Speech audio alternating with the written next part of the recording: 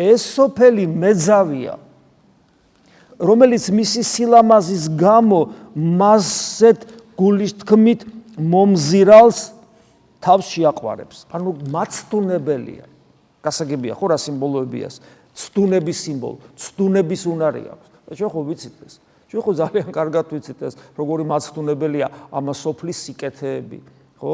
ამა სოფლის ფუფუნება და ასე ამა სოფლის სიკეთეებში მარტო ფიზიკური კი არ შედის.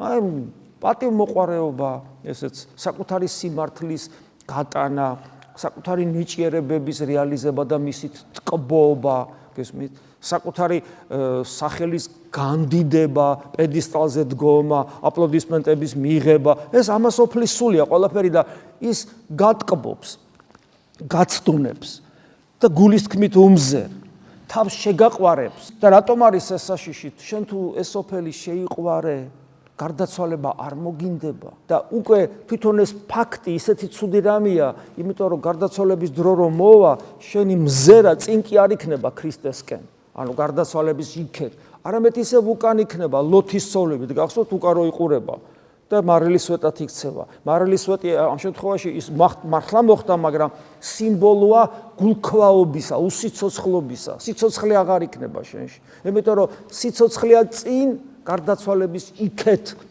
და შენ იყურები უკან, სადაც სიცოცხლე არ არის, გესმით? იმიტომ რომ რატო? შეგაყვარა თავი. გიყვარს. არა და ქრისტე უნდა გიყვარდეს.